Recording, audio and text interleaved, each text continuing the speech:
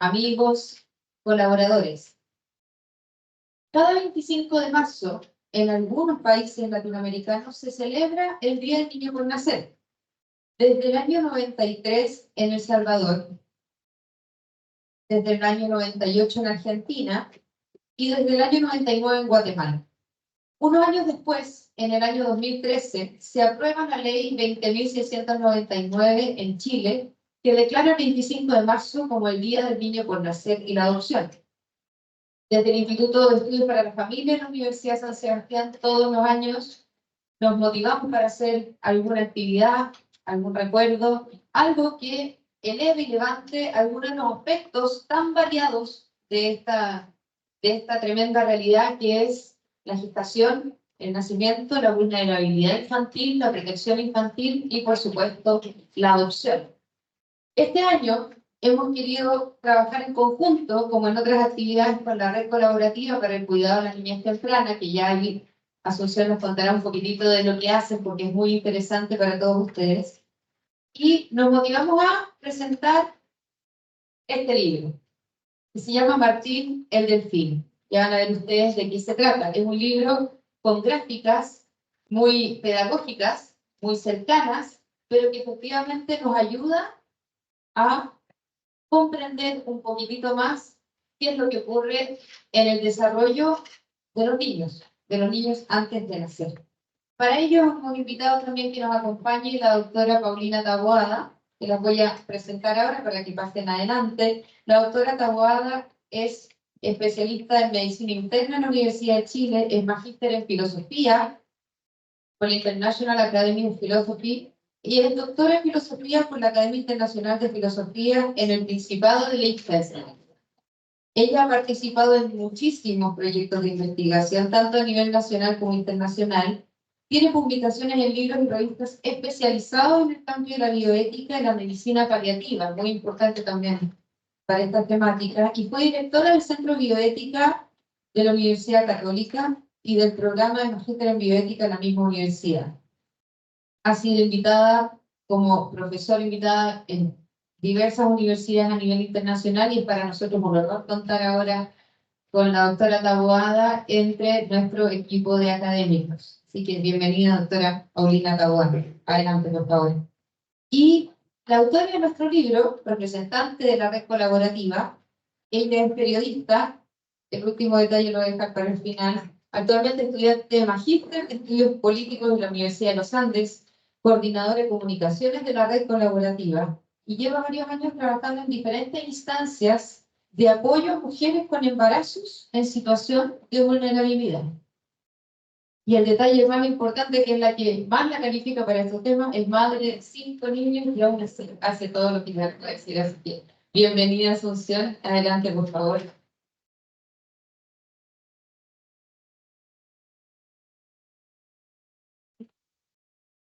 Sí, ya que no te vayas a pegar. Pensé que te querías poner tú. Bien. Tenemos varios micrófonos aquí porque estamos también transmitiendo. Estamos en una transmisión bien importante. Ya.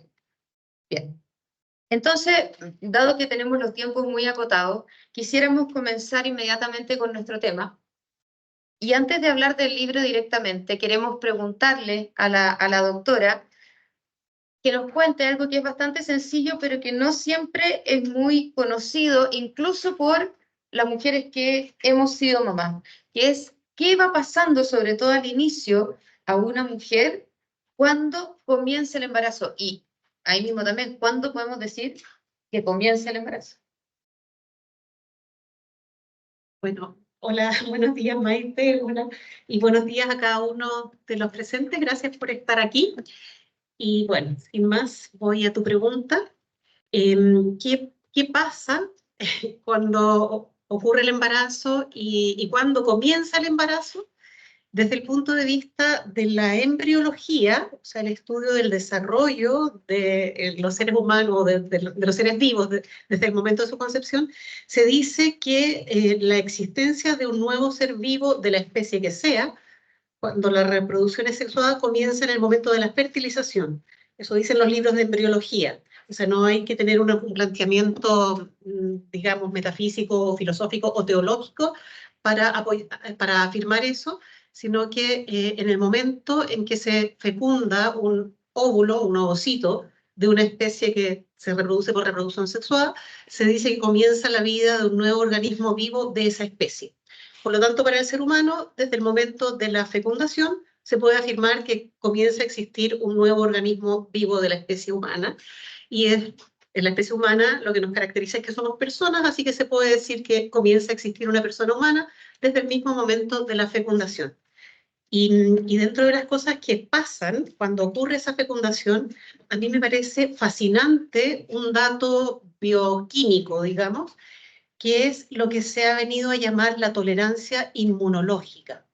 Si ustedes piensan que nuestro organismo tiene mecanismos de defensa para reconocer cuando algún organismo extraño lo habita, lo invade, y lo comienza a rechazar. Eso pasa con las bacterias, con los virus, cuando tenemos una espina se nos introduce en un dedo, nuestro sistema inmune reacciona como esto es algo extraño que tengo que echar fuera. ¿Por qué no echa fuera un embrión humano que tiene un código genético diferente?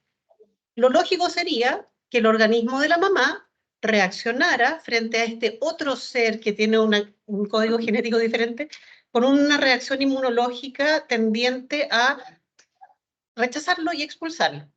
Y eso no ocurre. Se han preguntado por qué.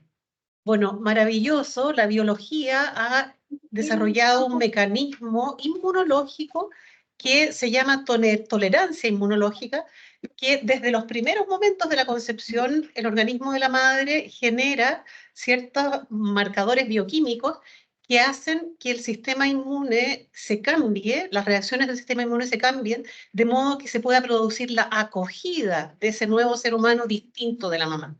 Y eso yo lo encuentro precioso, porque quiere decir que desde la misma concepción empieza a haber un diálogo bioquímico madre e hijo que permite a la mamá acoger a ese hijo y no rechazarlo. En los estudios, por ejemplo, de trasplantes renales de hijos a madres, se ha visto que el porcentaje de rechazo de esos órganos es más grande incluso que el de la población general.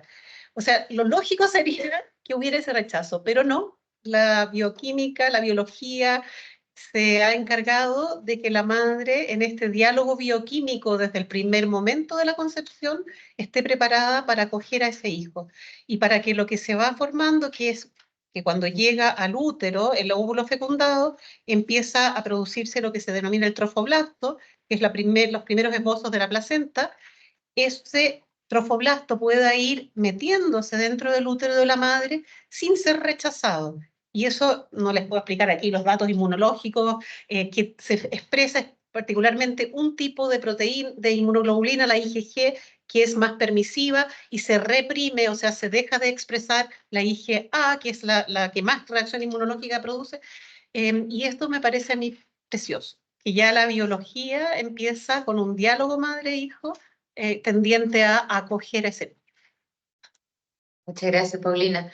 O sea, en el fondo lo que estamos diciendo es que hay una comunicación entre lo que normalmente podría ser un objeto extraño, por tanto estamos diciendo que ya es también un algo diferente, un ser diferente. Eso es muy, muy interesante. Sunti, vamos a pasar contigo, primero para pedirte varias cositas. Primero, si nos puedes contar, bueno, frente a esto, ¿no? Frente a lo que ha contado la doctora, ¿cuál es el trabajo que realiza la red colaborativa que yo sé que hay muchos aquí que no saben y que además que les puede interesar? Y en segundo lugar, ¿de qué trata el libro y por qué escribir un libro así?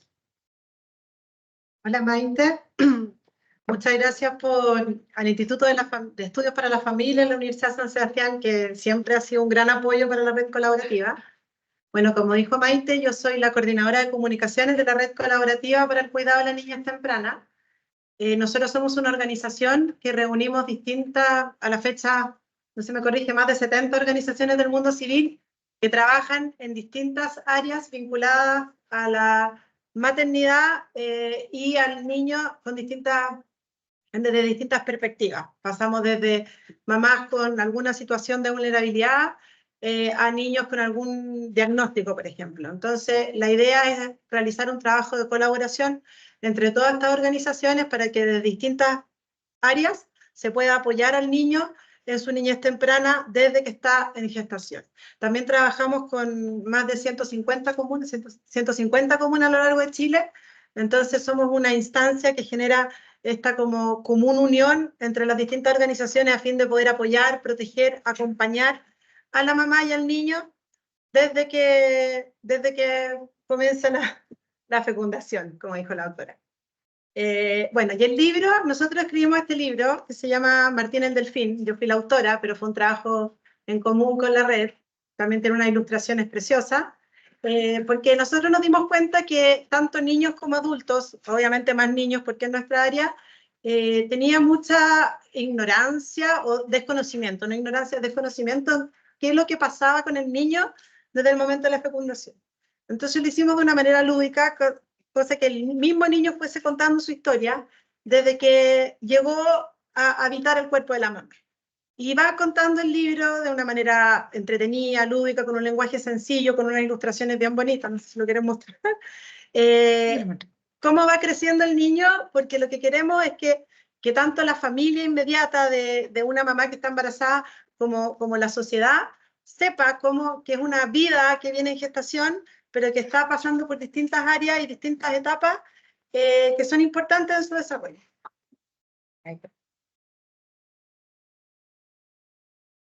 Excelente, muchas gracias. Y bueno, efectivamente nos damos cuenta de la importancia de esta visibilización, ¿no? Hay algunos autores que señalan que si el embarazo fuese más transparente, si pudiéramos ver más lo que ocurre ahí, disminuirían muchas concepciones al respecto, ¿no? Muchas acciones al respecto. Entonces, desde ahí le quiero preguntar a la doctora cuál es su diagnóstico, hablando, cuál es el diagnóstico suyo respecto de este problema de visibilización, o si hay, como dice Asunción, y no ignorancia, sino desconocimiento, no solo de los niños, sino que de distintos grupos dentro de nuestra sociedad. ¿Cuál es su diagnóstico al respecto y cuál sería la importancia de saber más qué es lo que ocurre en este desarrollo? No sé si entendí bien la pregunta, cuál sería mi diagnóstico, pero yo diferenciaría situaciones porque pienso que lo más habitual es que cuando una mujer queda embarazada tenga conciencia de que se está desarrollando un nuevo ser vivo dentro de ella y no cuestione si eso es una persona y si tiene derechos o no tiene derechos. En general es como bastante intuitivo, ¿no? Estoy embarazada, viene un nuevo ser humano. ¿Por qué de repente pasa que empezamos a hablar y a contraponer los derechos de la mujer, los derechos a mi propio cuerpo, con los derechos del niño? Yo pienso que eso tiene más que ver con ideologías que están como imperantes en nuestra sociedad, pero no solo eso, sino que también tiene que ver probablemente con situaciones de dolor profundo, de riesgo de la mujer. Entonces, que de alguna manera, como nos pasa habitualmente cuando uno está viviendo una situación difícil, trata de buscar salida y a veces esas salidas pasan en este caso por negar que ese niño en desarrollo sea una persona humana y pensar que es solamente como un apéndice de la madre y que dado que me está generando un problema, tengo derecho a eliminarlo. Entonces pienso que tenemos que distinguir situaciones. O sea, el embarazo normal suele ser una situación feliz, de acogida a un nuevo miembro de la familia, pero en situaciones, por ejemplo, cuando ha habido una violación o cuando ha habido entre los jóvenes relaciones sexuales que conducen a un embarazo pero que no era deseado en ese minuto, pienso que ahí es cuando empieza nuestra argumentación para tratar de ver de qué manera puedo deshacerme del problema, entre comillas.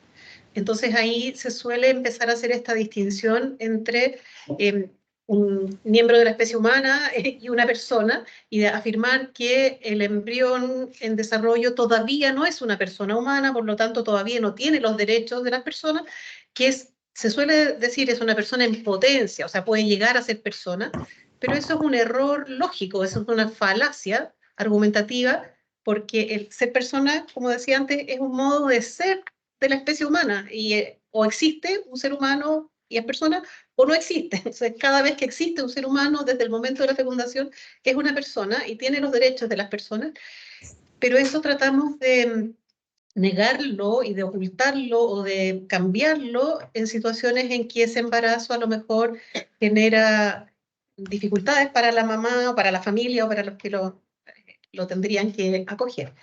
Entonces pienso que tiene que ver negarle la personalidad al embrión, es una estrategia argumentativa para negarle los derechos también y considerar que es solamente como un apéndice.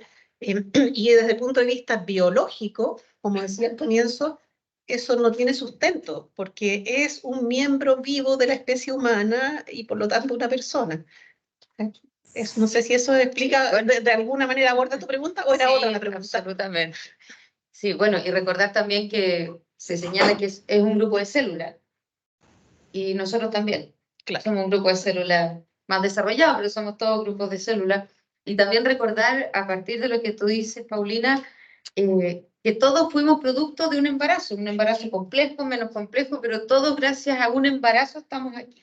Y aquí alguien dijo que sí, ¿no? Entonces, desde ahí también preguntar, siguiendo esta misma línea, Asunción, ¿cómo la red colaborativa responde cuando empieza esa dificultad? Porque ahí es donde entran algunas organizaciones de la red colaborativa. ¿Cómo responden o qué alternativas tienen? Porque uno diría, bueno, adopción, está bien, podríamos incorporar el tema de la adopción, pero previo a eso, ¿no? Hay 9 meses que pueden llegar a ser muy difíciles para una mujer, una niñita, alguien que tiene que dejar sus estudios, que no tiene el apoyo de la familia. Estoy como dando un poquitito el relato de lo que sabemos que ocurre, ¿no? Cuya salida muchas veces se ve tan encerrada, porque tampoco hay que estigmatizar a esa persona, se ve tan encerrada que no ve otra opción que la que dice la doctora: tengo que entrar en esta disyuntiva, soy yo o este ser humano, y no hay nadie que me pueda ayudar y no tengo nada que hacer. ¿Qué hace la red al respecto? Gracias, Maite. Precisamente por esa misma como situación de soledad, de desesperación en la que se encuentra la mujer y el entorno familiar y social de la mujer que está en vulnerabilidad, es que surge la red colaborativa para poder mostrar que hay distintas instancias de apoyo y de acompañamiento tanto para la madre como para el niño.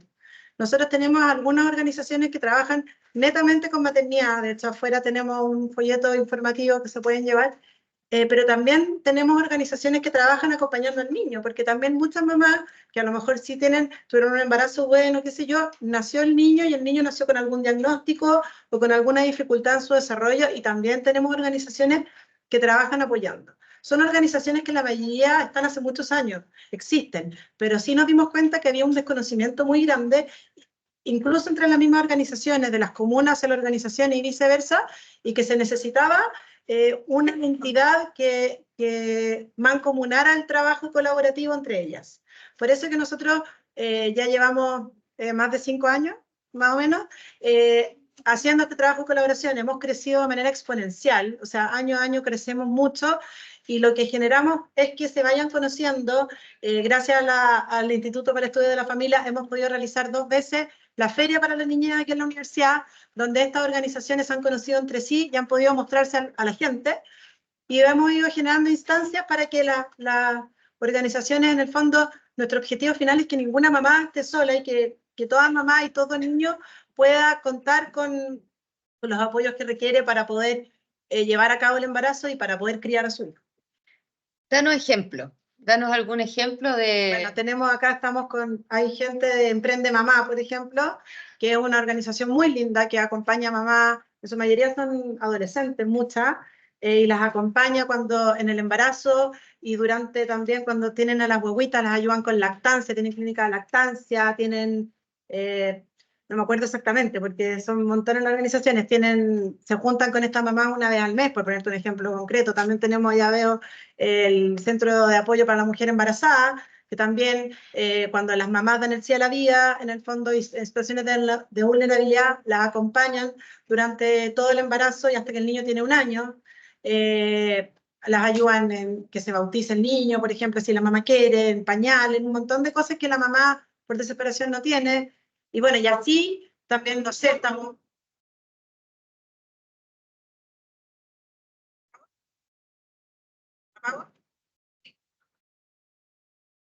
Ya, igual me oyen, ¿o no? Sí, ¿no? Ya. Tenemos, Pero para es que la el problema es grabación. que la grabación no me oye. Los de que están de manera virtual no me van a oír. Pero te dan a ver. Y así mismo también tenemos, estoy poniendo ejemplos concretos. Hoy día mismo es el día del niño por nacer y la adopción. Trabajamos con Fundación San José para la adopción. Trabajamos también con FADOP, que es la Fundación Chilena para la Adopción. Trabajamos con EduDown, por ejemplo, que hace poco fue el Día del Niño con Síndrome de Down, y así 75 organizaciones. Pero la idea, por ejemplo, es que vaya habiendo un trabajo de colaboración entre ellas, y así ha funcionado muy bien, porque generalmente se cruzan, pues hay de repente un niño que nace dentro del espectro autista, y que a su vez, por ejemplo, es un niño que fue adoptado, qué sé yo, estoy poniendo casos hipotéticos. Pero sí nos hemos dado cuenta que se necesita esta colaboración.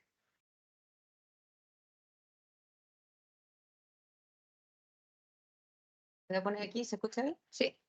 Ya. Claro, entonces digamos que hay un trabajo y hay alternativas, hay a quien acudir.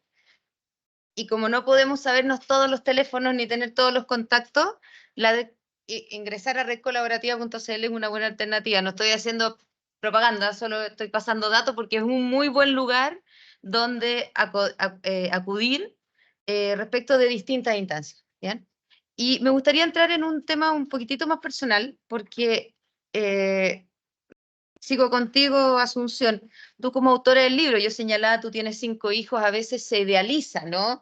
Que las personas que trabajan digamos, a favor de la vida es porque, claro, han tenido una vida muy, muy ordenada, muy fácil, todo como tiene que ser, por tanto es re fácil ir y andar diciendo que los embarazos tienen que ser como dice la doctora y pasa y 9 meses, qué sé yo. Pero yo sé que tú no has tenido necesariamente esa experiencia en todos tus casos, si bien tienes a tus 5 niños y 5 preciosos niños dentro de una linda familia.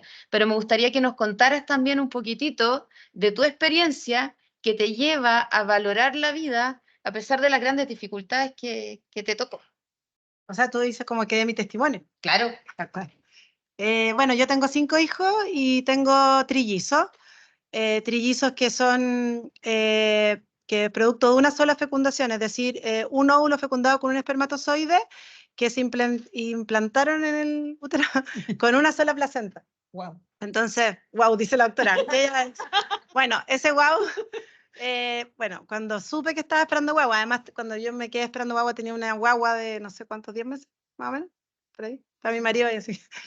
Como bueno, por eso, y llegamos, y bueno, claramente algunos doctores nos dijeron, la gran mayoría, que era imposible que estos niños llegaran a término, que era muy complicado, que había una cosa que se llamaba la transfusión feto-fetal, que la puede explicar la doctora, de la parte médica yo no la entiendo, pero en el fondo que era un embarazo de altísimo riesgo, y que era casi imposible que llegaran a término, y incluso un doctor, que mejor no acordarse, me dijo que mi única salida en el fondo era interrumpir el embarazo.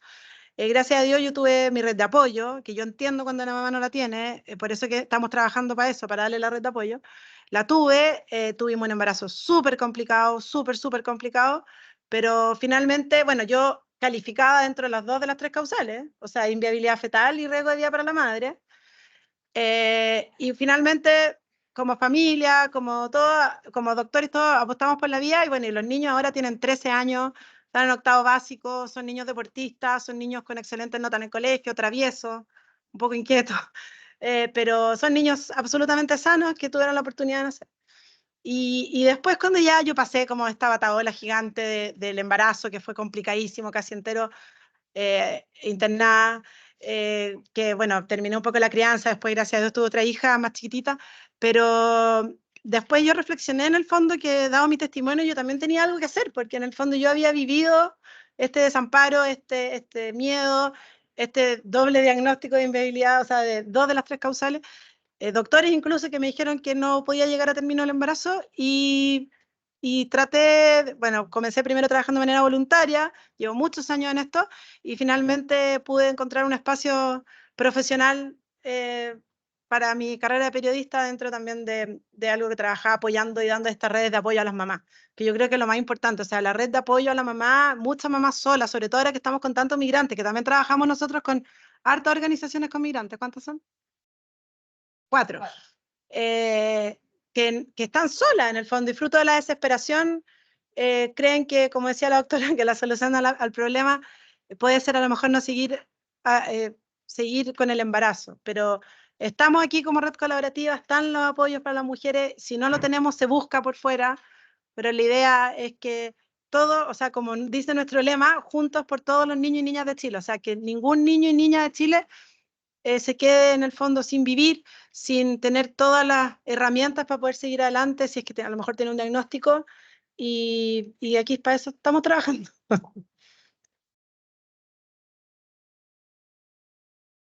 Bien.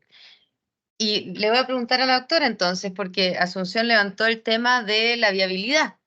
Se habla de viabilidad, inviabilidad fetal, la semana, que siente, que no siente, y es toda a veces una batahola de información, ¿no? Que finalmente es una batahola de desinformación. Y esa es la idea que quisiera presentar este libro, ¿no? E invitar también a adentrarnos un poco más qué es lo que va ocurriendo durante el desarrollo fetal, ¿ya? Y desde ahí uno escucha que desde tal semana es viable, sin embargo uno conoce gente, lo pusimos en alguno de los envíos que hicimos, ¿no? Uno conoce personas, yo tengo una amiga que nació a las 22 semanas, lo cual no está en ninguno de los registros ni en ninguno de los estudios, pero el sábado estuvo en mi casa, o sea, tengo la evidencia. Entonces, ¿qué es esto de la viabilidad, inviabilidad y más o menos realmente desde cuándo y por qué se...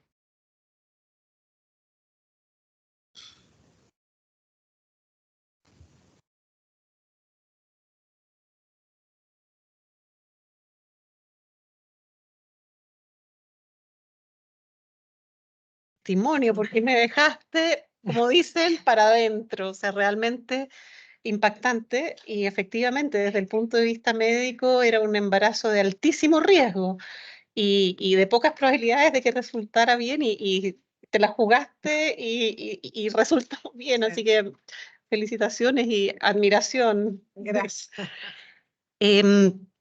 Bueno, respecto a la viabilidad y cuando consideramos que hay viabilidad o no viabilidad de un feto. La palabra feto en general al lenguaje habitual suena muy fea, muy fuerte. Es la forma en que solemos hablar en medicina, y disculpen, pero se usa esa terminología, ¿no? Primero es un cigoto, cuando está el óvulo fecundado, después un embrión, cuando empieza el desarrollo, que es un desarrollo continuo y se van formando las 3 capas, y se habla de feto cuando ya está como con todos sus órganos formados y podemos reconocer la morfología de un ser humano. Suena fuerte, pero es la terminología que se suele usar. Se dice que un feto es viable desde el punto de vista de la posibilidad de sobrevivir fuera del útero materno aprox a las 22, 21 semanas o cuando tiene 500 o 600 gramos. Ese es el límite por debajo del cual no somos capaces de mantener con vida a un feto fuera del útero materno. Y eso porque en ese periodo todavía se están formando algunos elementos importantes para que ese feto pueda vivir fuera del útero materno, sobre todo lo que es el pulmón y lo que se llama el líquido surfactante, que es el líquido que permite que los pulmones se abran. Entonces, cuando nace un feto a esa edad gestacional, a las menos de 20 semanas, lo más probable es que no tenga capacidad de respirar, y si uno no lo pone en una unidad de cuidados intensivos y le da apoyo respiratorio, no va a poder vivir fuera del útero materno. Y además se hacen otras cosas para poder lograr que respire. De todas formas, cuando nace un feto tan pequeñito, estamos hablando de 500, 600 gramos, el riesgo es alto de otras complicaciones que pueden causarle la muerte. Es decir, en este momento del desarrollo de la medicina, no somos capaces de mantener con vida a un feto que nazca por debajo de las 21, 22 semanas o pesando menos de 600, 500 gramos. Eso depende, por supuesto, de la unidad de neonatología que haya disponible. O sea, estoy hablando en Santiago, en hospitales clase A, con toda la tecnología disponible. Tipo Universidad Católica, Universidad de los Andes, Las Condes o los hospitales públicos también, pero no estoy hablando en Panguipulli, por ejemplo. O sea, no habría ni una posibilidad de sacar adelante a un niño de esa edad gestacional en lugares rurales. Se necesita una unidad de cuidados intensivos con toda la tecnología disponible para poder sacar adelante un niño tan chiquitito y con tanta inmadurez en su sistema biológico. Ahora, también se habla de inviabilidad fetal y es lo que la ley puso cuando hay una patología del niño que se considera incompatible con la vida extrauterina. O sea, puede que sea más grande de las 22 semanas, puede que tenga 36 semanas, pero tiene algún tipo de patología que va a causar su muerte in útero o poco después de nacer. Y sabemos que hay algunas patologías que causan eso, por ejemplo, la más conocida, a lo mejor la anencefalia, o algunas patologías genéticas como la trisomía 17 o algún tipo de patologías que hacen que el organismo no pueda vivir fuera del útero e incluso a veces dentro del útero se muere. Pero son situaciones bien distintas. O sea, uno es un feto que se está desarrollando normalmente y que a lo mejor por un parto prematuro nace tan chiquitito, a ese lo podemos intentar sacar adelante, no siempre se puede, versus esto otro que la ley designa como inviable, que son patologías que condicionan mortalidad perinatal, o dentro del útero o inmediatamente después de nacer. Y en algunas de esas no hay apoyo que podamos dar. Por ejemplo, en la trisomía 17 no hay apoyo que le podamos dar para mantenerlo con vida. Sabemos que ese es lo que podríamos llamar un enfermo terminal, o sea, un paciente para nosotros, un paciente que tiene un diagnóstico que le va a condicionar una muerte próxima y frente al cual nosotros no tenemos terapias que lo puedan mantener con vida. Pero así como en los adultos, cuando un enfermo es terminal, no significa que yo lo pueda matar, sino que significa que yo lo tengo que acompañar a morir bien. Lo mismo se ha desarrollado el concepto de cuidados paliativos perinatales, es decir, el cuidado integral a la mamá, a la familia de que tienen un hijo que tiene una enfermedad que no le va a permitir vivir y que a lo mejor se va a morir in útero o fuera o al nacer. También ahí se han desarrollado programas preciosos. Yo no sé si ustedes también tienen en su red eso de... No todavía. ¿No todavía? A lo mejor, sí, sí tenemos. Sí, Ah, de cuidados perdón. cuidados paliativos perinatales. Sí, O sea, sí, cuando tenemos una que están aquí, de hecho. Ah,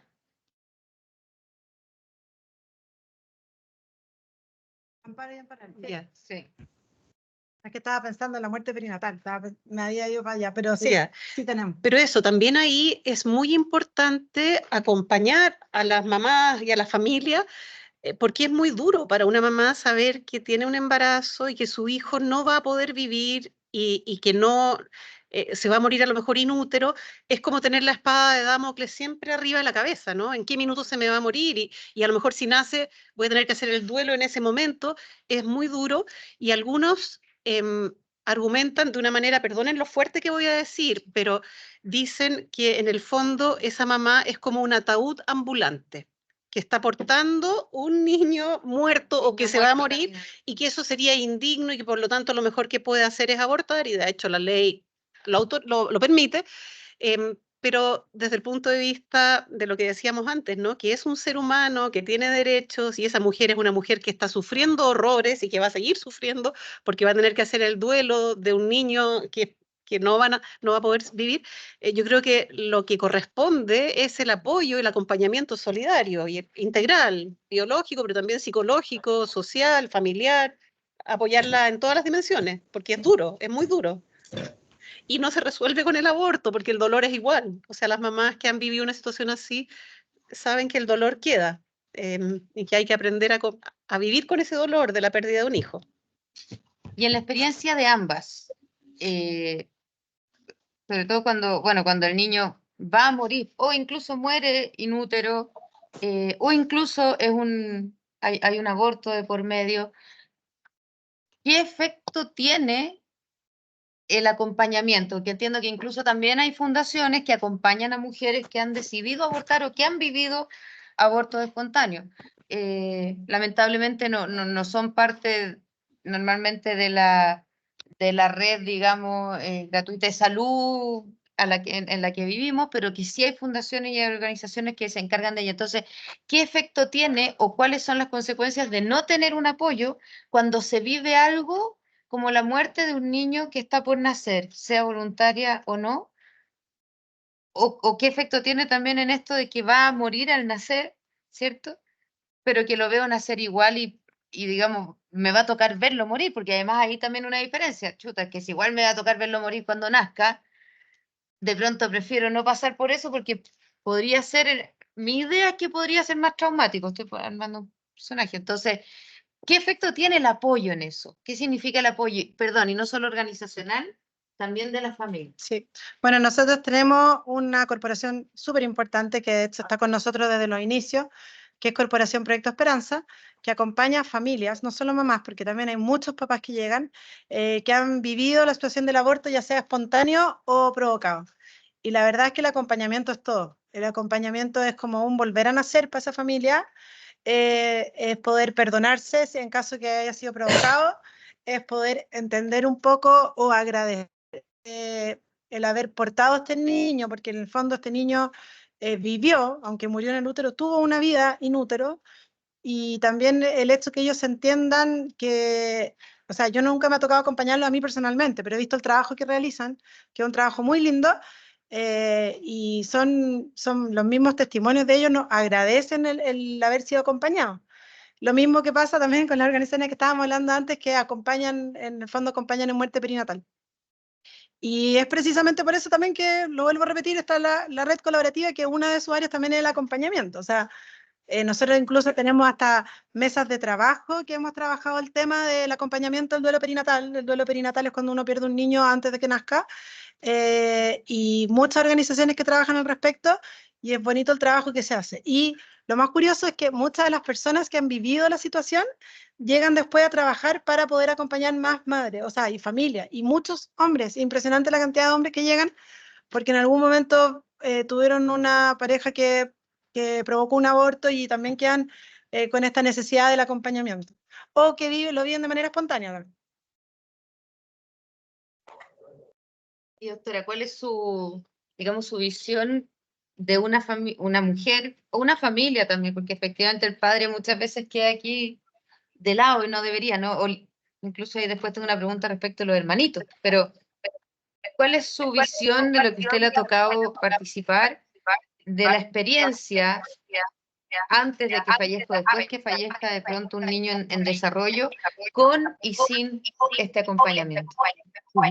Bueno, o sea, la diferencia es dramática, es fundamental. El acompañar a las familias, mamá, papá y si hay hermanos también, en este proceso es clave, porque se les ayuda a darle un sentido a la situación que están viviendo y eso es fundamental. Se dice que los seres humanos somos buscadores de sentido, a lo mejor muchos de ustedes han leído a Víctor Frankl, El hombre en busca de sentido. Es una dimensión humana muy profunda, ¿no? Y cuando uno vive una situación así de dolorosa, necesita significarla, o sea, darle un sentido. Y y eso es muy personal, ¿cómo le voy a dar yo sentido a esa situación? Entonces, acompañar a una familia a poder significar ese proceso y ese duelo es clave. Y a veces son cosas bastante sencillas, pero que si uno les ayuda a las familias a trabajarlo, hacen toda la diferencia. Y es, por ejemplo, generar ritos o símbolos de despedida, escribirle una carta o no sé, hacerle un regalo o poder enterrar a ese niño y tener un lugar donde uno pueda conectarse con ese niño que murió, hacen toda la diferencia. O sea, es como considerar que fue un regalo que tuve por poco tiempo, pero que tuvo un sentido en mi vida, y algunas familias, conozco a una en concreto, estoy pensando en este momento, su forma de significarlo fue hacer un collage, incluyendo a este niño, y la mamá siempre hablaba de que ese niño era como el ángel custodio de sus otros hijos y que estaba siempre ahí para cuidarlos. De esa manera lo tenía siempre incorporado a la familia. O sea, hace toda la diferencia el apoyo biológico, pero también psicológico y espiritual en esas circunstancias.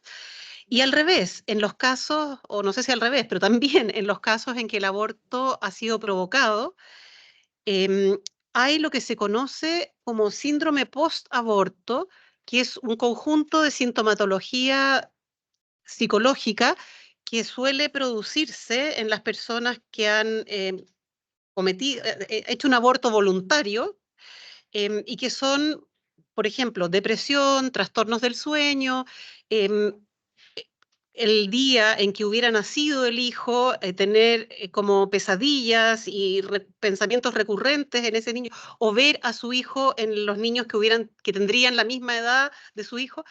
Y ese síndrome post-aborto es un trastorno psicológico que a veces es complejo de manejar, pero se puede. Hay formas de acompañar y de apoyar y de ayudar a esas personas que sufren mucho con este síndrome posaborto, porque es como recurrentemente estar teniendo eso, pesadillas, visualizar a su hijo en otros niños, etc.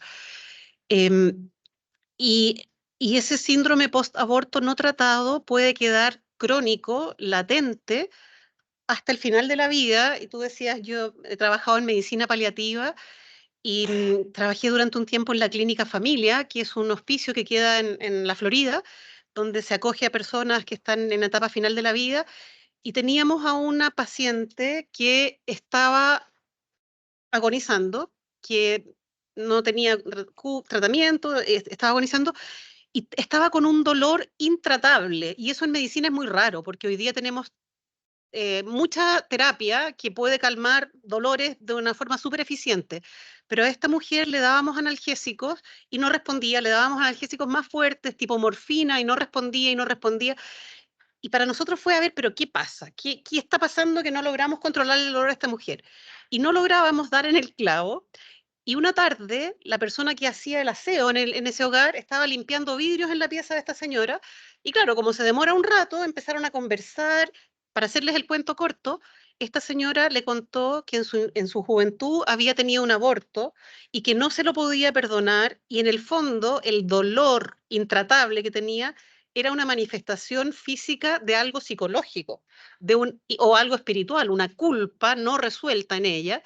Y entonces fue la psicóloga, fue el capellán, empezaron a hacer un tratamiento y ya pudimos tratarle el dolor, que no era biológico, tenía otro origen, para decir que a veces hay manifestaciones de estos abortos provocados que persisten a lo largo de toda la vida y que a lo mejor en la etapa de agonía pueden aflorar de una manera muy fuerte, porque la persona necesita reconciliarse con su vida, consigo misma, perdonarse ese episodio de su vida.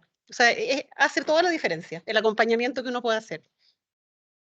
Importante, ¿no? O sea, finalmente, si estamos hablando de que la muerte de alguien requiere una terapia en otra persona, es porque quien ha muerto, quien podría morir o quien está enfermo o dentro del útero sí tiene, digamos, un valor intrínseco muy importante.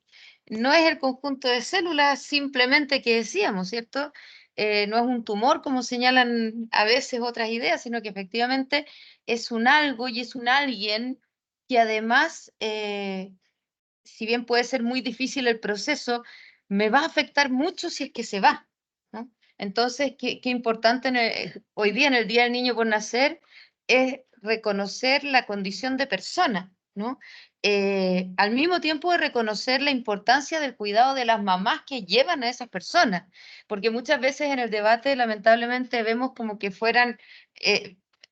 sí, finalmente en el debate se les pone como enemigos cuando deberían ser el mayor equipo, ¿no? Que se cuidan mutuamente.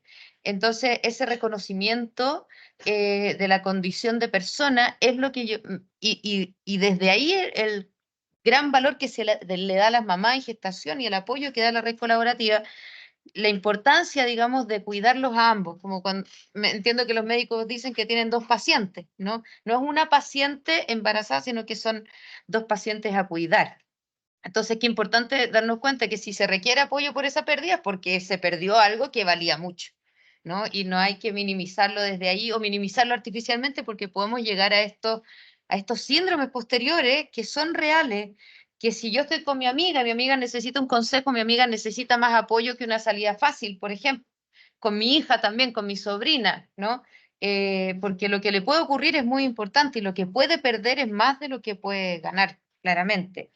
Tengo algunas preguntas que nos han enviado, también quiero dar la posibilidad, quienes estén acá, si quieren hacer alguna pregunta, no sé si hay alguna pregunta, aquí tengo algunas que han mandado por la conexión virtual, pero si hay alguna consulta, desde acá también doy la opción a hacerlo espontáneamente. Sí.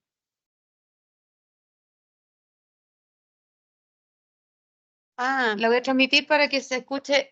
Pregunta aquí, ¿qué significa anencefálico o la anencefalia? Ya, es una malformación dentro del periodo de desarrollo del embrión y del feto en que no se forman los hemisferios cerebrales. Entonces, la guagüita nace a lo mejor con un cráneo, si tiene cráneo, o malformado también el cráneo, pero no tiene masa encefálica. Por lo tanto, es una persona que no va a poder nunca razonar o aprender a leer o tener habilidades cognitivas.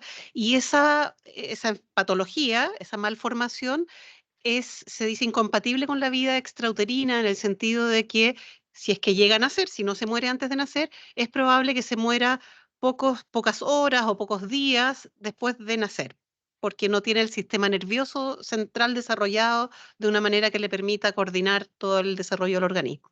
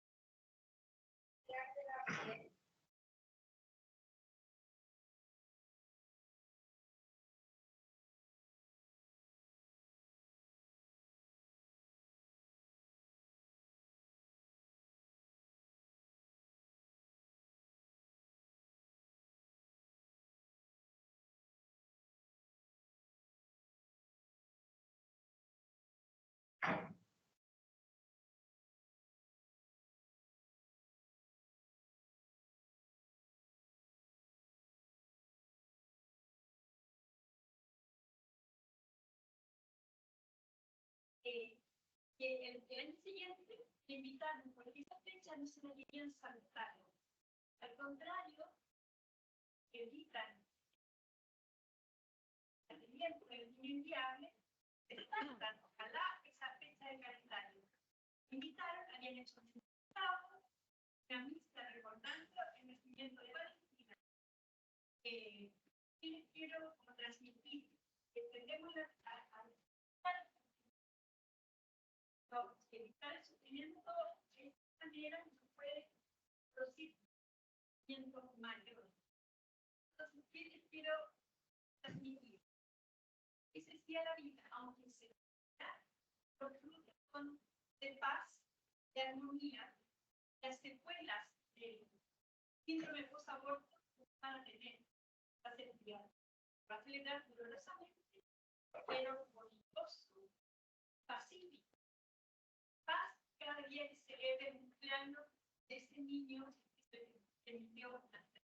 ¿Cuál es tu nombre? Ana María Álvarez, Trayectoria por la Vida. Que voy a transmitirlo para quienes nos escuchan a través del Teams. Ana María nos cuenta la historia de Valentina, que nació hace un par de años, vivió 2 horas, sin embargo, durante esas 2 horas tuvo una vida completa en que conoció a su hermana, ¿no?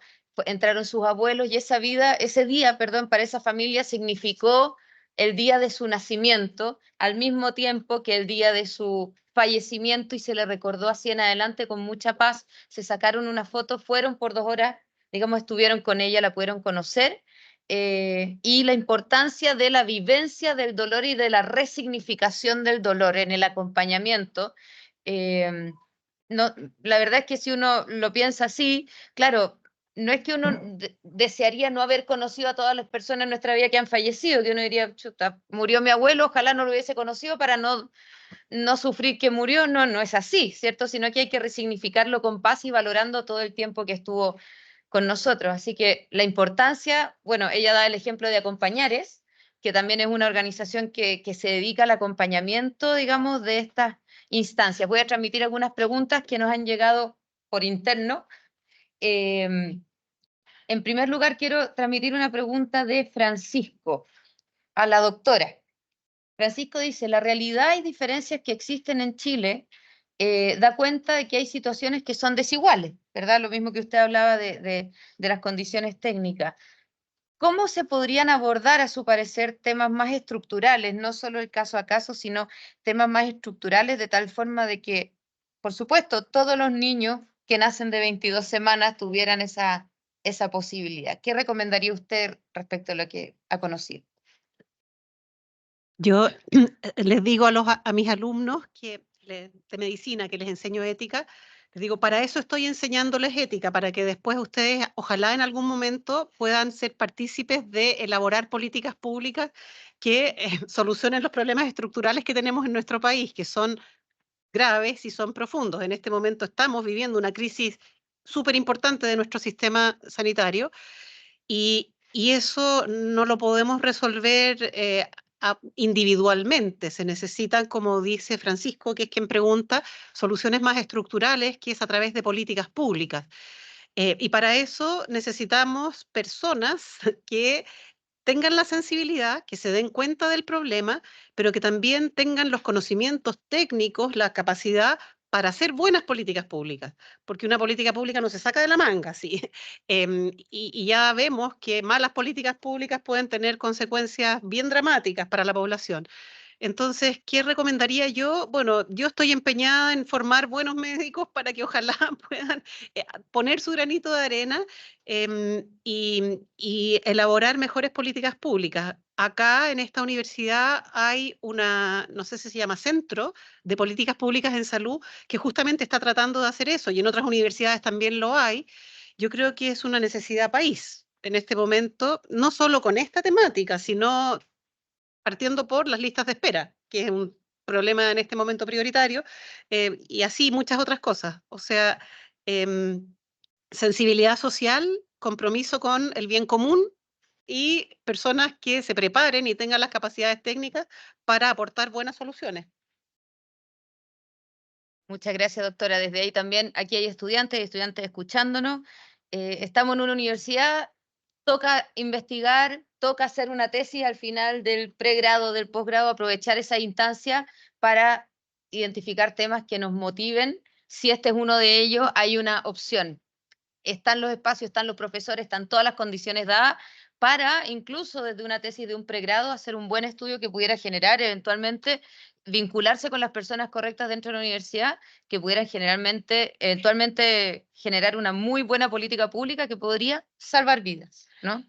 Perdona, voy a aportar también y también, o sea, políticas públicas y también iniciativas concretas. Ana María hablaba recién del programa Acompañares, que es un programa de cuidados paliativos perinatales que existe en la Universidad Católica.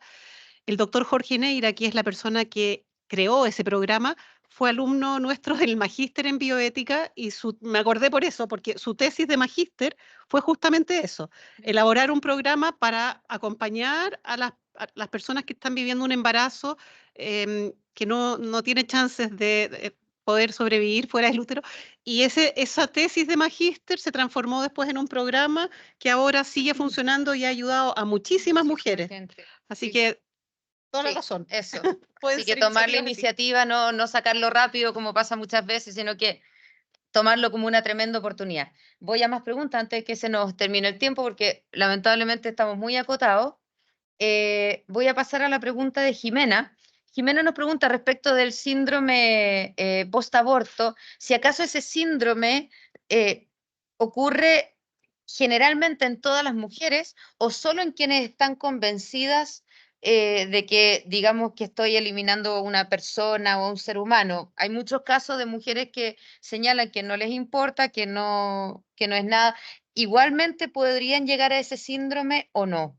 ¿Tiene que ver con mis convicciones personales previas o no? Muy buena pregunta la de Jimena. Yo le diría que hay que matizar y que de alguna manera sí y no. Es más frecuente el síndrome post-aborto en las personas que tienen claro que lo que se está desarrollando en ellas es un ser humano, una persona, y que por lo tanto se les genera un conflicto de conciencia al pensar en terminar, hacer una interrupción del embarazo, pero de alguna manera se ven en una situación tan dramática que no ven otra salida, y en ese sentido es fundamental mostrarles que hay otra salida. Em, Pasa también que personas que no tienen esa concepción y que piensan que lo que está en su útero es un grupo de células y que no es una persona, inicialmente puede que no tengan el síndrome posaborto. A mí me tocó participar en un seminario en Suiza hace hartos años sobre síndrome posaborto y había una mujer profesional exitosa que describió lo que había sido su experiencia, que dice que ella abortó y que no tuvo ningún problema durante muchos años. Ella consideraba que eso era un coágulo, a veces lo vieran así, ¿no? Que salió un coágulo y que después de muchos años, de alguna manera, por alguna razón que no me acuerdo cuál era, se le gatilló la concepción de que en realidad eso era más que un coágulo y empezó a tener el síndrome postaborto desfasado, muchos años después. O sea, puede ser que durante mucho tiempo la persona logre tener como un bloqueo mental de justificar la acción que hizo eh, por el contexto de sufrimiento, de desesperación, y que lo logre. Pero a lo mejor en algún momento de su vida va a haber algo que gatille una reacción, Está latente. está latente. Muchísimas gracias.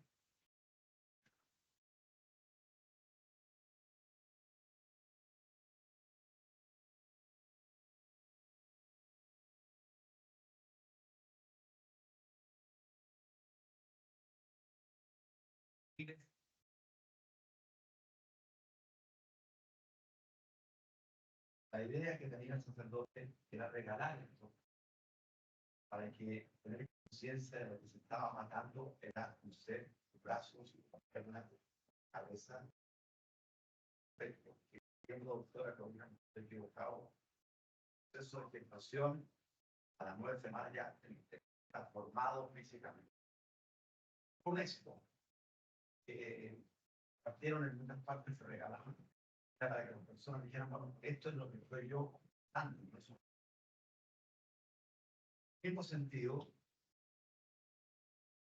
reflexionando, cuando una persona nace,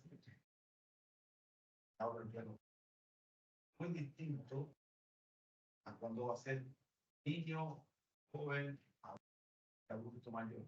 Pero es la misma persona.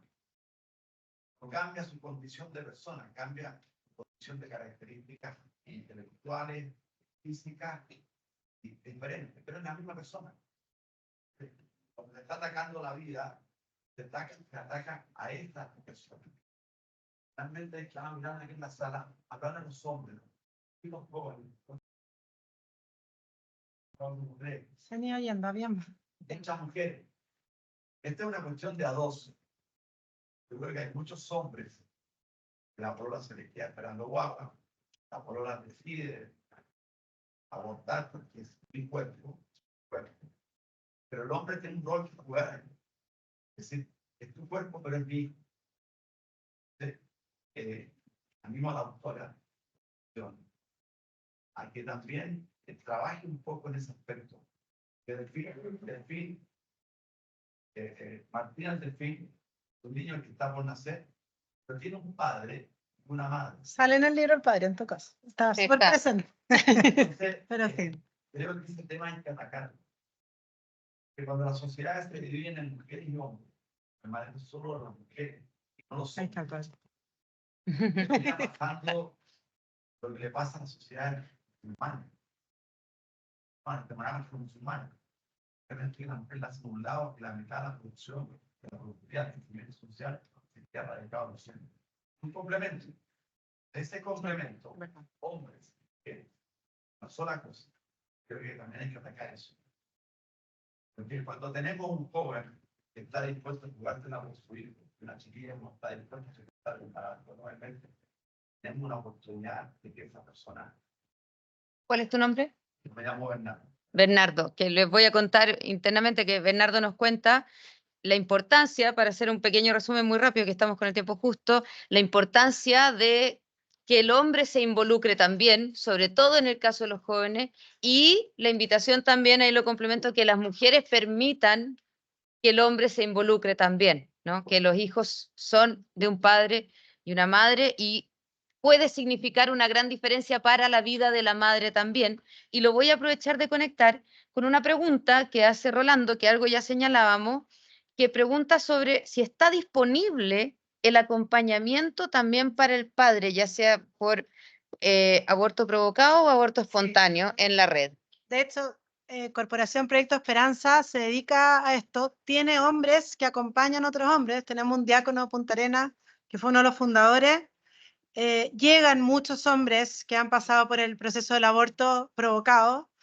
Espontáneo, generalmente cuando es de manera espontánea llegan más como pareja, pero llegan y tienen, así que si es que él necesita algún acompañamiento, conoce a alguien que lo necesite, puede acercarse a la red, podemos hacerle el enlace, pero sí, existe la instancia y se hace mucho.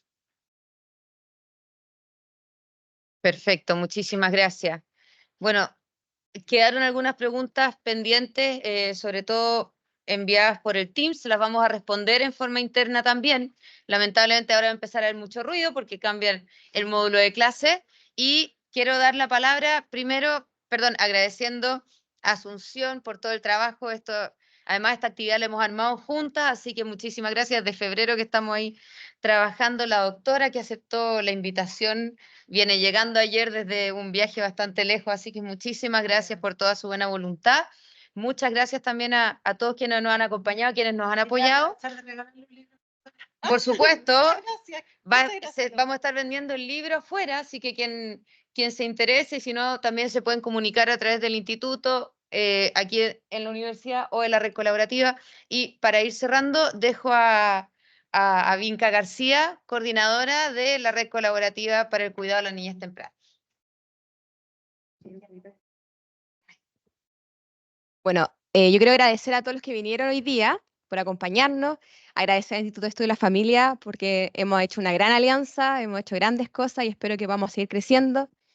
Agradecer a Paulina también por tu gran exposición, a Asunción especialmente también, porque no lo dijo, pero esta fue idea de ella, el libro. Así que gracias a ella estamos hoy día acá y esperamos poder llegar a muchas personas. También, bueno, a cada uno de ustedes. Y también un mensaje para los chiquillos que nos están escuchando. Este tema es muy importante. Los invitamos a poder instruirse desde la biología, la medicina, la ética y muchas disciplinas que sabemos que aportan este tema. Y otra cosa importante también, que ustedes van a ser futuros profesionales de distintas áreas y les va a tocar tener a muchos usuarios que muchas veces van a necesitar su ayuda y uno como profesional que ya lleva un par de tiempo trabajando, sabemos que no podemos dar todas las opciones. Ya nos gustaría tener muchos conocimientos y no se puede. Así que yo lo invito a poder conocer las fundaciones porque les aseguro que van a ser una gran ayuda para ustedes al momento de tratar con personas, también con sus familiares, amigos, etc. Y bueno, pasar el aviso publicitario.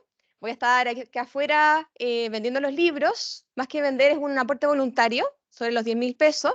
Nos encantaría que fuese gratuito, pero ustedes saben que también nosotros como red apoyamos a las fundaciones. Así que esto también va en ayuda de ellos. Agradecer, bueno, a Eda, a Janet, a Caterina, porque son también representantes de la red, a María José también, de la Fundación Viento Sur, que también ella, gracias a ellos, pudimos palpar esto y hacerlo un libro ya impreso. Así que eso. Muchas gracias. Ah, y el que se lleve el libro hoy día se va a llevar un cuaderno de regalo. ¿Ya?